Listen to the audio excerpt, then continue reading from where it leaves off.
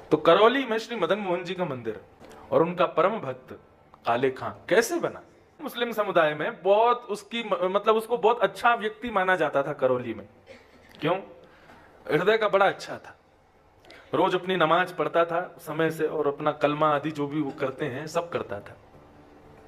अपने मस्जिद जाना है वो जाता ही था समय से, और डाकिया था, पोस्टमैन था, और चिट्ठियां जहां जहां की आती थी उन चिट्ठियों को उन्होंने स्थानों पर वितरित करने जाता था।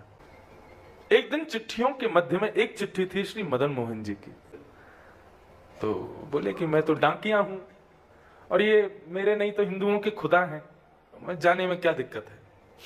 ऊपर चढ़ करके गए और जाकर के जो द्वारपाल था उस द्वारपाल को ही चिट्ठी दे दी उन्होंने और कहा ये मंदिर की चिट्ठी आई है मदन मोहन जी की, तो जो भी मदन मोहन जी हो उनको दे देना। उसको क्या पता थी मदन मोहन जी साक्षात ठाकुर जी हैं। बोले मदन मोहन जी की चिट्ठी आई है उनको दे देना। उसने कहा ठीक है। अब वो बाकी की चिट्ठियां अपनी रख रहे थे, इतने में द्वारपाल ने दरवाजा खोल के भीतर प्रवेश किया और यहां उन्होंने केवल दृष्टि उठा करके उस हल्की सी खुली हुई किवाड़ से भीतर ठाकुर जी के उस त्रिभंग ललित स्वरूप को देख लिया। और जैसे ही वो स्वरूप देखा, एक क्षण के लिए वो स्वरूप दिखा और इतने में ही दरवाजा बंद कर दिया अंदर से द्वारपाल ने। अब तो ऐसी स्थिति मनस्थिति काले खां की हो गई।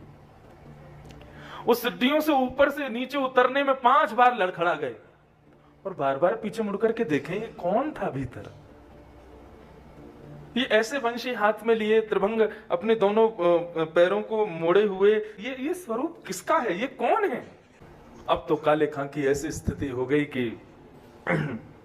वो नमाज पढ़ने जावे तो उसको ठाकुर जी दिखे, वो मस्जिद में अपने खुदा को वंदन करने जावे तो वहां उसको ठाकुर जी दिखाई दे, अपने घर लौट करके आवे और खिड़की पर बैठे बैठे मदन मोहन जी के मंदिर को ही देखते रहते हैं। वो बोले वो कौन है जो भीतर बैठा है? अब तो काले खां ऐसा करने लगे, झूठी झूठी मदन मोहन जी की चिट्ठियां खुद बनाने लगे ताकि इस बहाने जाऊंगा तो सही। और लेकर के जाते, बोले ये मदन मोहन जी की चिट्ठी आई है उनको दे देना। अच्छा सुनो, वो उस दिन जब तुम भीतर जा रहे थे तुमने थोड़ी सी किवाड़ खोली थी तो भीतर एक वो टेढ़ी सी टांग करके और ऐसे बंशी हाथ में लिए वो टेढ़ा सा सिर करके एक मुझे कुछ दिखा था, वो कौन है?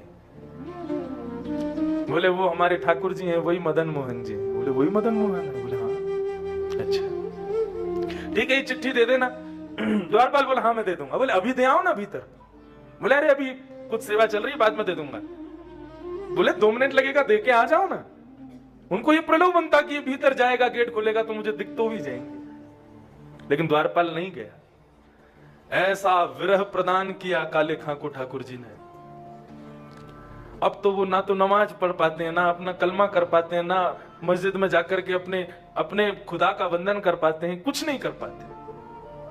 अब तो बस दिन रात वही स्वरूप वही झांकी उनके मन में चलती है। काले खां कहते हैं, क्या कहते हैं? लगन जो लागे नाथ ताको विस्तार कहां, भूख प्यास नेत्रा कछु बादत नहीं सांवरे। लगन जो लागे नाथ। ठाकुर जी की स्मृति। एक दिन हो गया भोजन नहीं किया, 2 दिन हो गए भोजन नहीं किया, 3 दिन हो गए। अब तो ना अपने दफ्तर जाते हैं, ना कलमा कुरान करने जाते हैं, केवल अपने घर की खिड़की पर बैठे बैठे श्री मदन मोहन जी के जो सुंदर मंदिर का ऊपर बुर्ज है केवल उसी का दर्शन करते रहते हैं। मदन मोहन मूर्ति को बेग दर्शावो आप, एक एक क्षण कोटि कल्प समझावरे।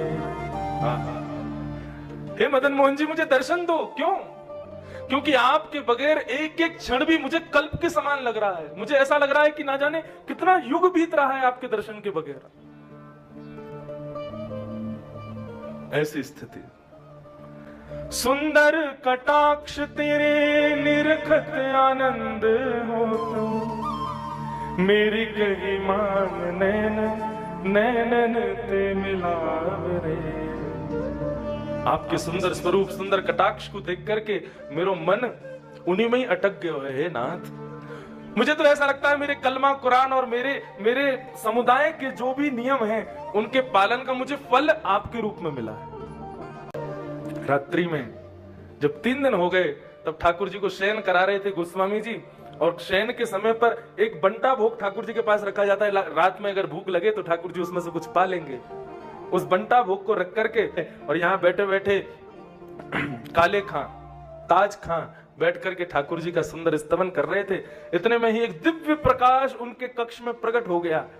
उन्होंने जैसे ही अपने कक्ष में देखा तो सामने बंटा भोग हाथ में लिए साक्षात श्री मदन मोहन जी खड़े हुए। ठाकुर जी अपने कर कमलों से अपना जो बंटा भोग है उसी के भोग का ठाकुर जी उनको रस स्वादन करा रहे हैं, उनको खिला रहे हैं।